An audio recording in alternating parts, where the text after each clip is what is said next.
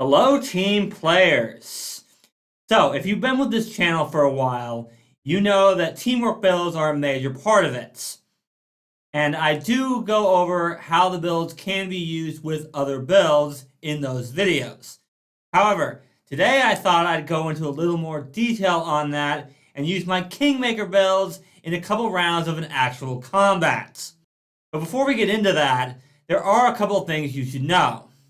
First off, if you haven't watched my Kingmaker teamwork build videos, I would highly recommend you watch those before this one, as I will be using those builds in this video. The second thing is that I will be using a monster from the Kingmaker Adventure Path, so slight spoilers here. Keep that in mind. With all that being said, let's dive in. For today's video, I'm going to be using a moderate encounter. But you guys can let me know in the comments if you want me to do another video using this party against a boss fight. But for this video, I'm using 2 Bloom of the Mashtus and a Painted Stag. Now, I know that the Bloom of the Mashtu is a unique monster and will probably be a boss fight in the actual adventure path. But for the purposes of today's video, I'm using 2 of them. As for the Painted Stag, that's from Rage of Elements, and honestly, I needed a level 9 monster, and it seems like a wood elemental creature would fit this encounter. With all that out of the way, let's roll ourselves some initiative.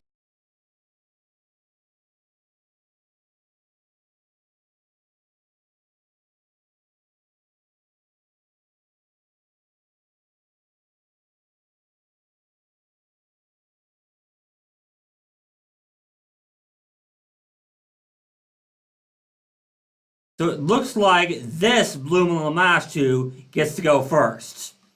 So, take a look here, and it looks like in order to hit the closest creature,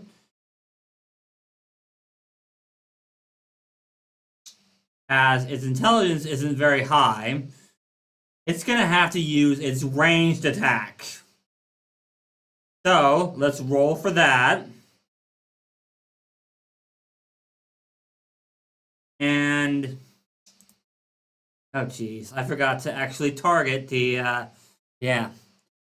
But let's see, a 38 should hit. Yeah, a 38 does hit our Plant Master. So, let's roll some damage.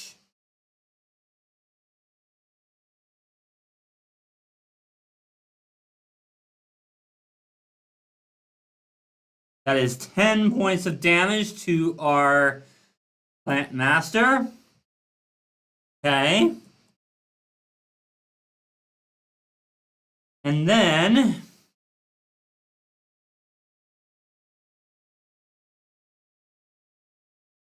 we'll roll again for the ranged attack, but this time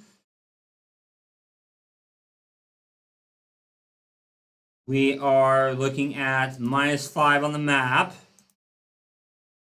A 23 is a miss. And then a third attack is also a 23, which is a miss. Now we move on to our combat performer. Okay, so our combat performer has a few options here.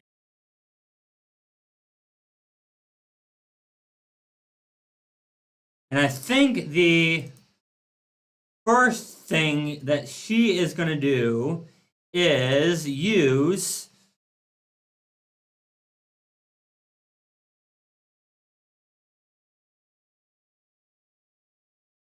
her Courageous Anthem.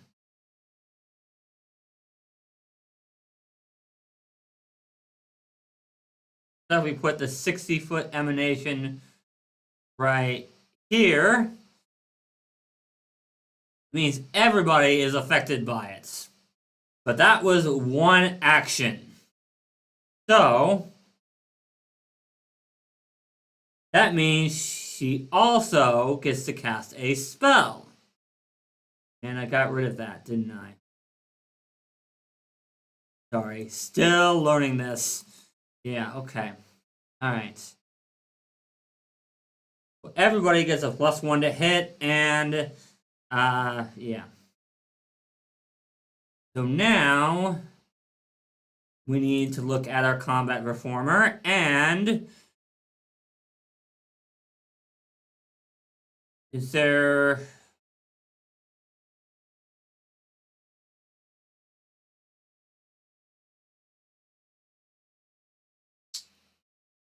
Yeah, okay. So I think her next option is going to be to cast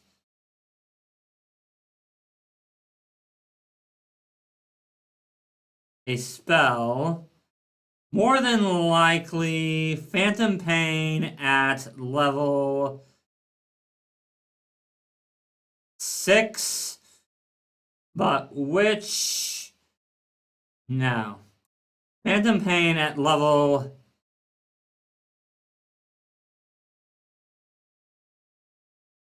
Yeah, Phantom Pain at level 5.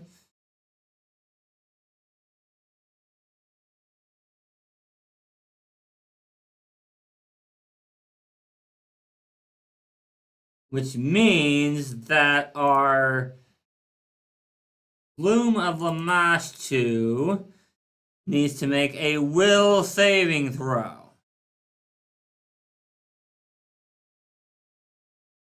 It gets a 25. And the DC is 30. So that means that it takes the full initial and persistent damage, and it is sickened to 1. So let's go ahead and add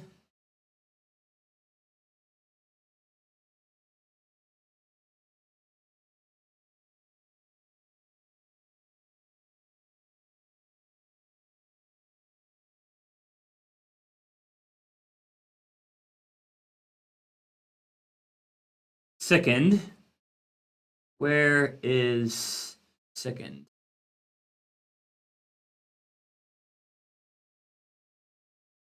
Taking persistent mental damage.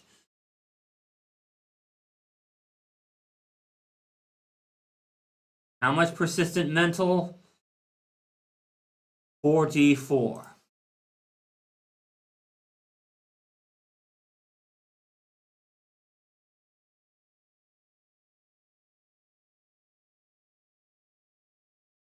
Oh, but it doesn't take it yet. And sickened. Okay. All right. It doesn't take the mental damage yet. So now it is... Whose turn is it? It is our Plant Master's turn. Okay, all right. Well, Plant Master didn't take much damage, so I think he is gonna deal with our stag by casting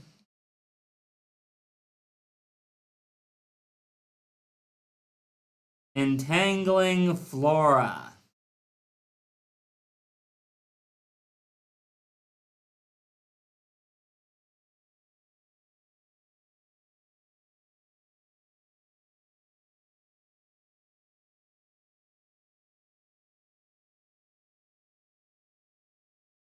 Right there. Okay. That's his entire turn. No. Sorry, it's 2 actions. Yeah.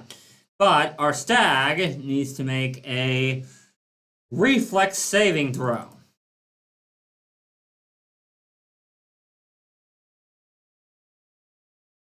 Which it fails. So it means until it leaves the area, -10 foot circumstance penalty to speed. That'll become important when it's its turn. But in the meantime, the plant master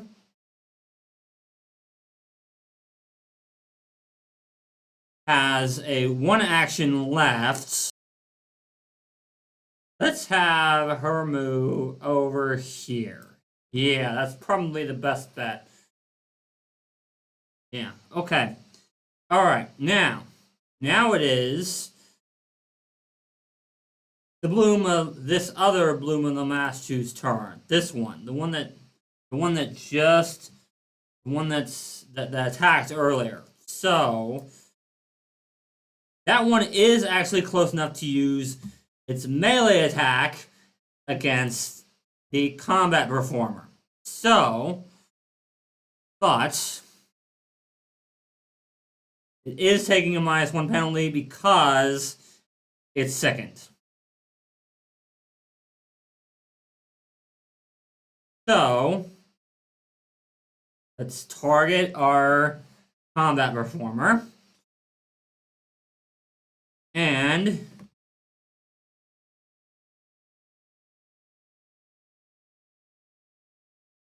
roll a melee strike. And a miss. Second melee strike is a hit. So we'll go ahead and roll damage. And we get 24 points of damage. Okay. Our last action, he's going to roll a d20. Oops, I did that wrong. He's going to roll a d20 to recover from the second condition, and it's going to fail. Okay. Next up is our fighter. So our fighter, I think, is going to walk up to... Oh yes, I almost forgot. It does take the persistent damage now. So it takes 13 points of mental damage from Phantom Pain. Okay, now 5, 10, 15. 1 action for our fighter to move up there.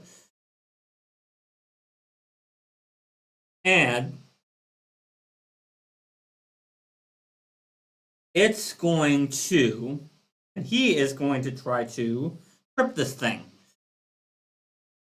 So that means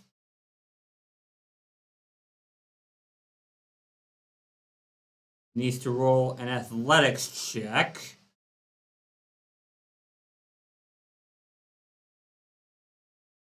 Against the creature's will DC.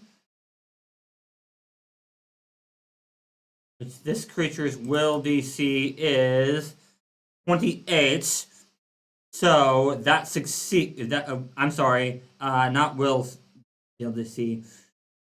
Reflex DC. And that's only a 15. That's only a 25. So yes. It does trip this thing. So I need prone.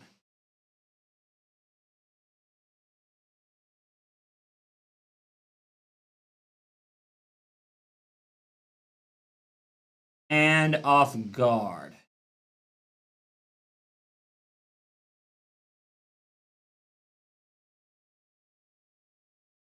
Okay.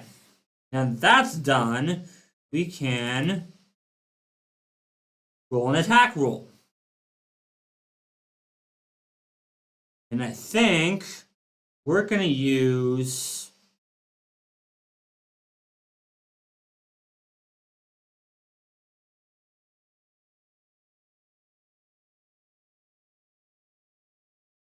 We're just going to make a regular attack. Yeah. at plus 24. That's a... Oh. Oops, I targeted the wrong... Yeah. Let's re-roll that.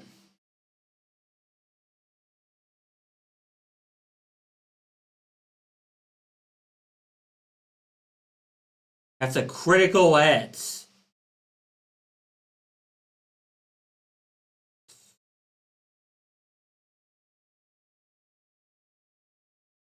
As a critical hit means I deal 45 points of damage. And even if it jumps back up, it's still off guard.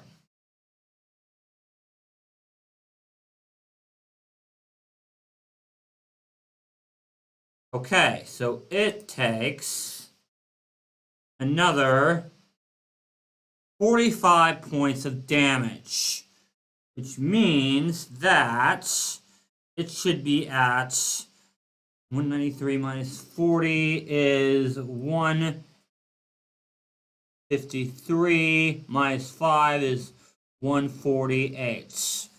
Okay. All right. Next up is the stag's turn. Now, the stag is a special case here because it has a speed, it originally has a speed of 45 feet, but it loses 10 feet from entangling flora, and it's also difficult terrain in that area. So that means that it can only move 15 feet per action that it takes. And once it gets to around here, it's going to have to squeeze. Now, I know that most of the time you're probably going to face this type of thing in an open area, but this is why running away and moving into a place where you have the advantage is so important. And here's why. The stag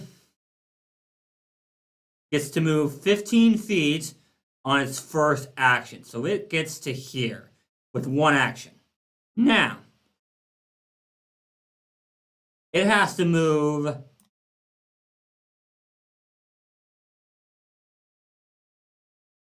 5 more feet with its second action. Now, however, it has to make a acrobatics check to squeeze through this tiny area. So,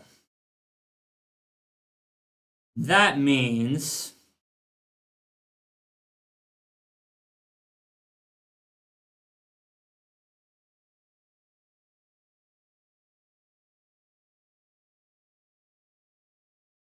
and it doesn't have acrobatics.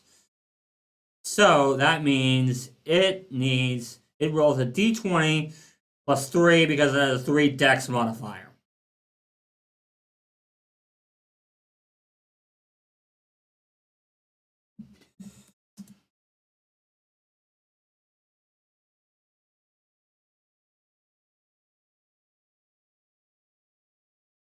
And it fails. So it doesn't get to move, like at all.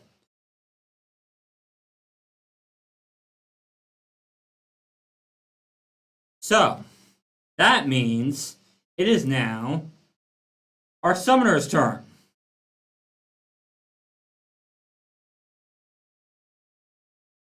Now our summoner is going to use his actions to cast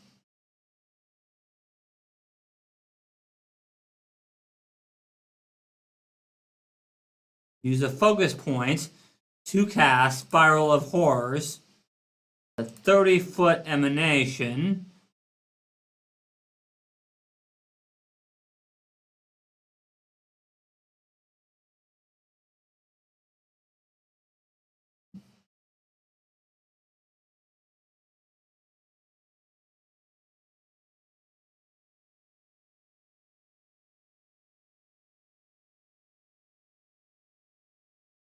which means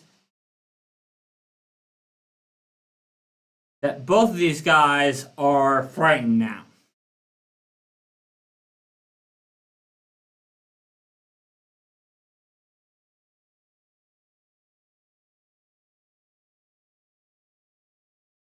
And they can't reduce their frightened condition below 1. Now, I know that... Where's frightened? I know that frightened and sickened do not stack. However, if at this point it does cover... If at this point it does recover from the sickened condition, it's still taking a -1 because it's also frightened.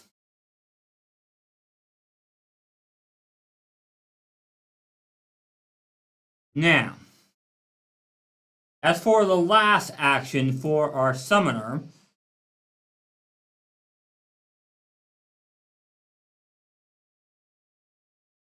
do we have any one-action spells? No. But what we can do is do a recall knowledge on that stag.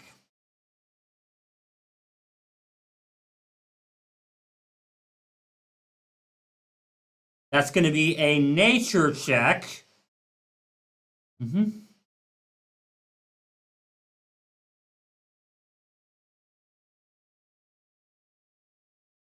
a 19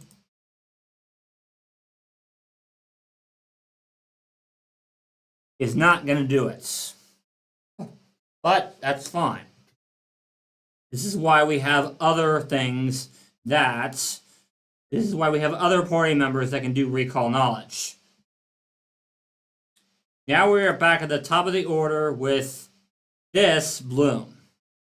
So, that means that we are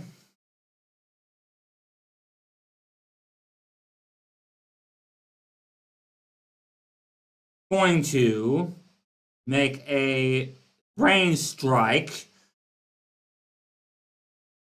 with this Bloom of Lamashtu.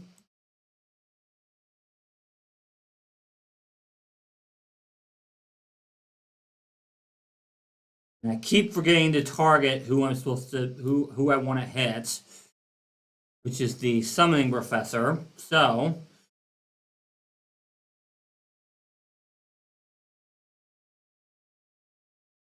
let's try this again.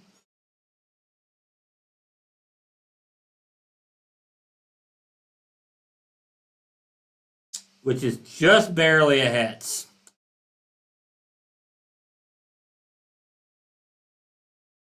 So our Summoning Professor takes 16 damage. Okay. All right.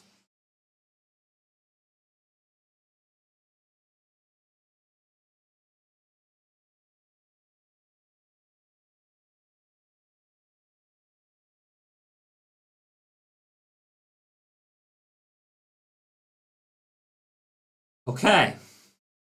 All right, now. Our Bloom of Lamashtu also gets another attack at range. And that is a hit as well.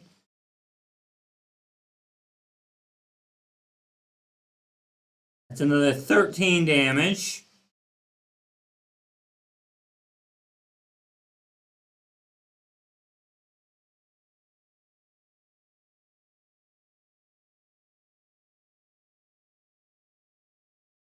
And finally,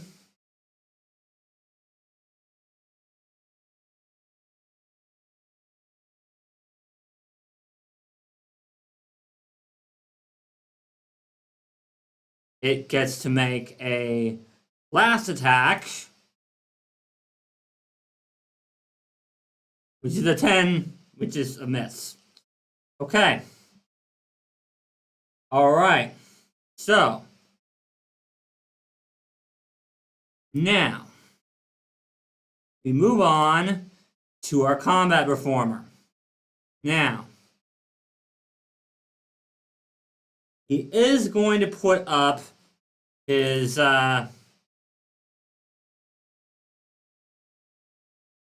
Courageous Anthem again.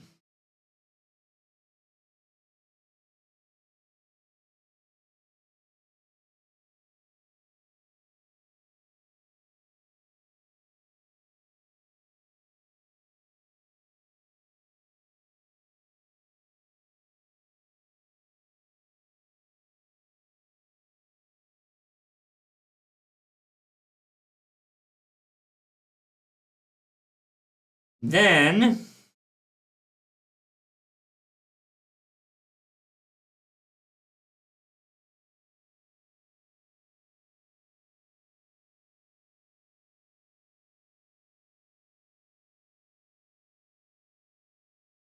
he's going to cast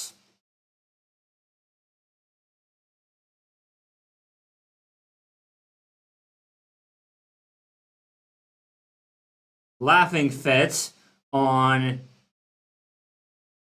this bloom right here. So that means this needs to make a will saving throw.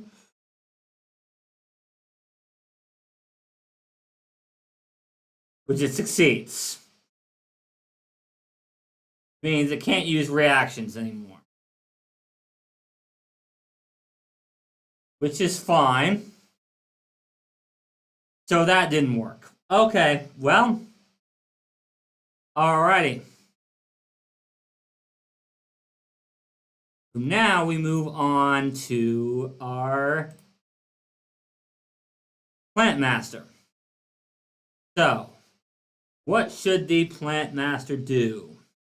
Well, doesn't need to sustain that, which means best option here is to cast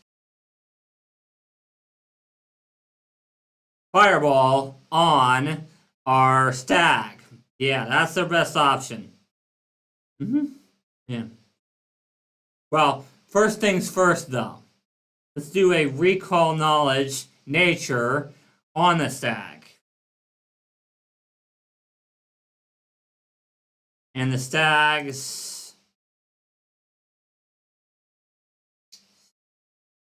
Well, she doesn't know. But, seeing as how the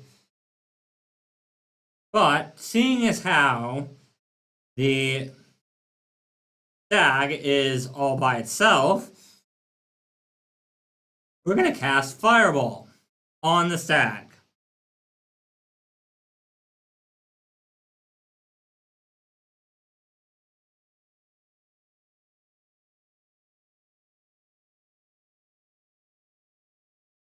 And it needs to make a reflex saving throw.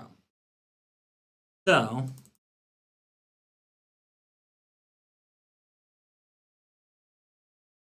and it critically fails, so it takes double damage.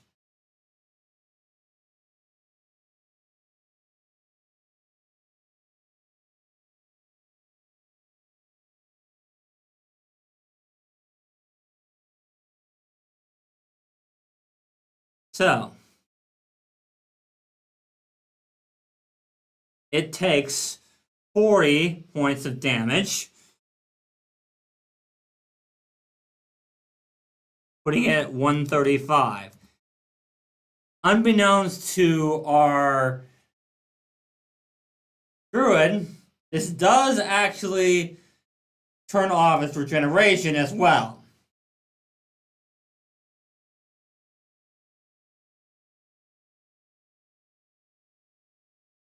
But obviously only for one round. Oh, and I forgot.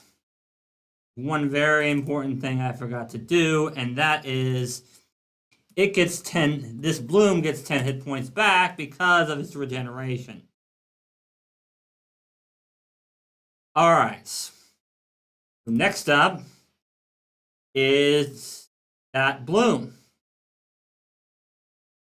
So it has to get back up, which means fighter here gets an attack of opportunity.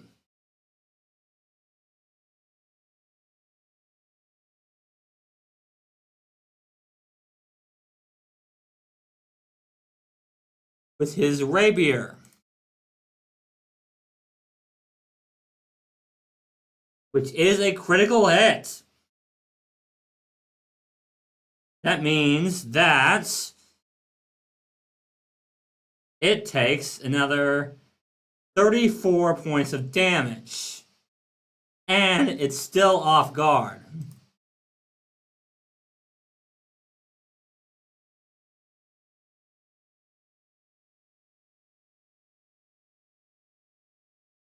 Are you starting to see how teamwork can be very effective?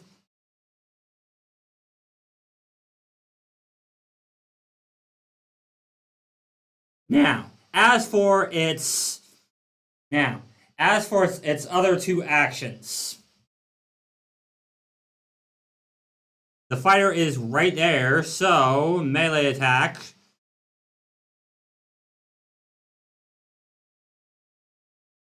Which is a miss.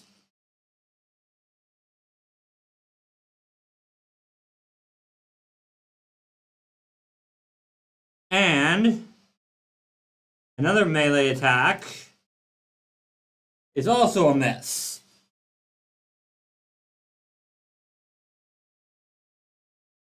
And it's not going to recover from the sickened condition here because there's really no reason for it to.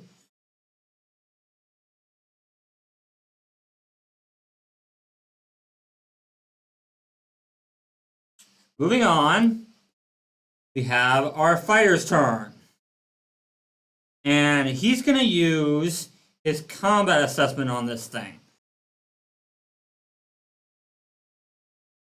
Am I still targeting? No, yes, I am. Okay.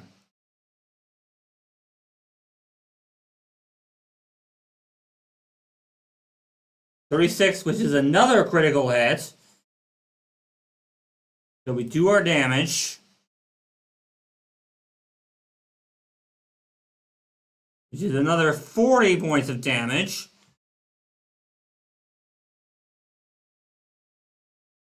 $100 minus 16 is 84.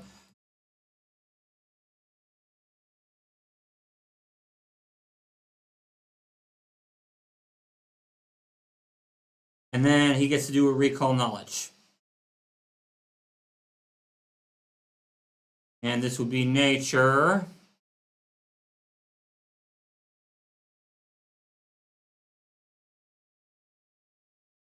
And this time he succeeds. So that means he gets to ask, well, at least if I'm GMing, he gets to ask two questions about the. He gets to ask one question about the monster. And he's going to ask, what's its lowest save? And the GM is going to tell him its lowest save is reflex.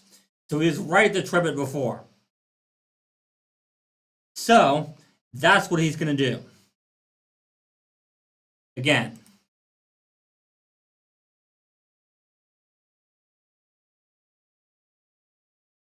Now this is going to be at -5.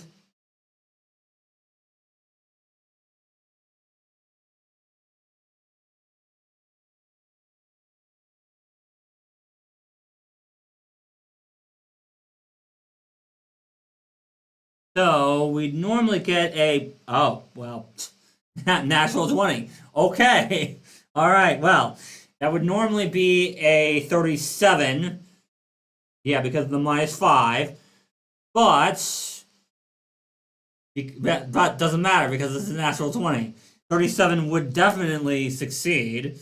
So, yeah, that is a critical success, which means that not only is it prone still, but it also takes 1d6 extra damage.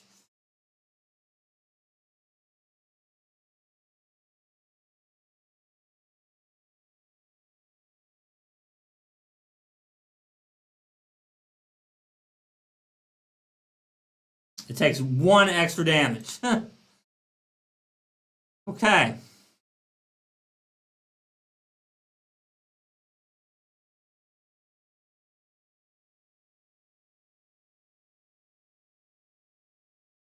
And then, of course, we need to make another attack roll. Because Yeah. Yep. There's really not much else the fighter can do here. So that's going to be at -10 though, but he does miss. But he came really close to hitting, even with a -10. Anyway, let's move on to the stag.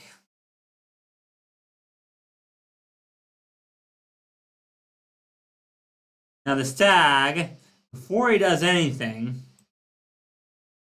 is going to use his painted dance.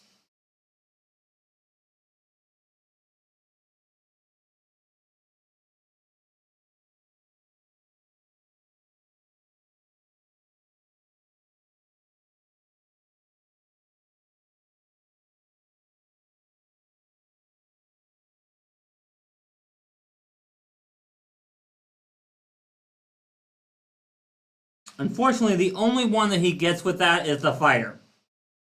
So that means that fighter needs to make a will saving throw. It is a will save, right?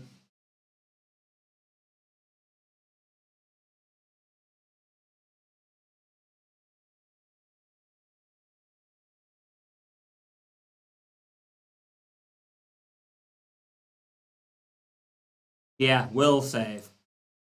Okay. Yeah, will save.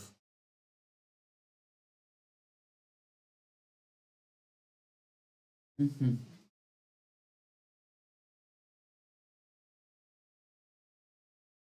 26. And the DC on that is 28.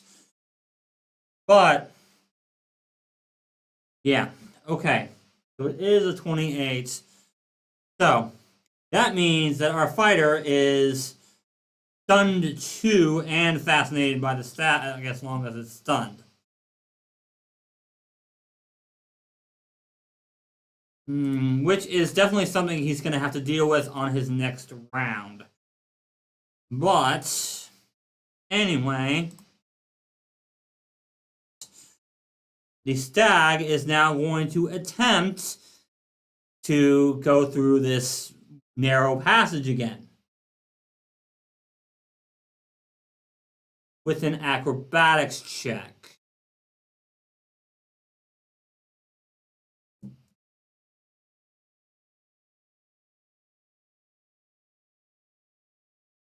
And this time he is able to go through it.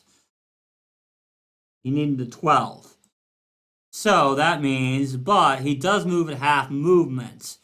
But he is out of the area of the difficult terrain now. So that means that he's at half movement. So his speed is normal 45, so he gets to move 5, 10, 15, 20. For one of it has one action left, but now it can move at full speed, so 5, 10, 15, 20, 25, 30. But that's its entire turn. And of course, the fire damage has gone away, so that means he gets another 10 hit points back.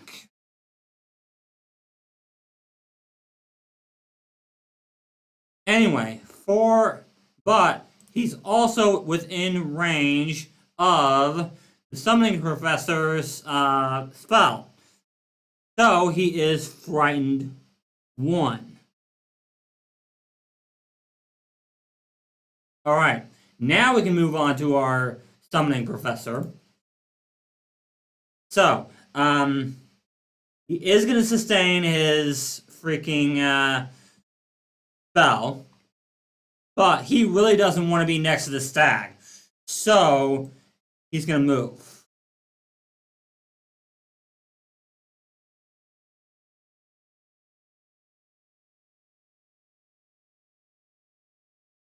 He gets one action, and then he's going to cast the shield spell.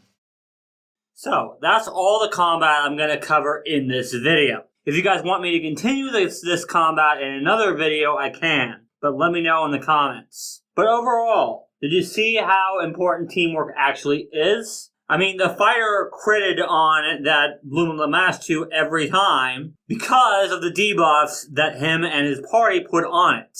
And after just 2 rounds, we've already got one combatant almost dead, even with the regeneration. And the druid made sure that the stag was pretty much a non-factor. Whereas if the druid hadn't cast that spell for the difficult terrain, the stag might have been able to attack this round, rather than just stunning the fighter and then moving. And I know that my summoning build didn't summon anything, but at that point in the combat really didn't need to. And I did want to show you guys that the build can work without summoning anything. But the wizard may want to think about summoning something next round. I'm sorry this was a longer video, but it really does take that long to go through 2 rounds of combat, especially when there are 3 enemies and 4 players. Anyway, if you guys want to see more videos like this, leave a like, and don't forget to subscribe to the channel for more Pathfinder 2e teamwork content. If you made it to this point and you still haven't watched the Kingmaker teamwork builds, you can check them out right here. Thank you guys so much for watching, and until next time, teamwork is vital. It helps us solve problems.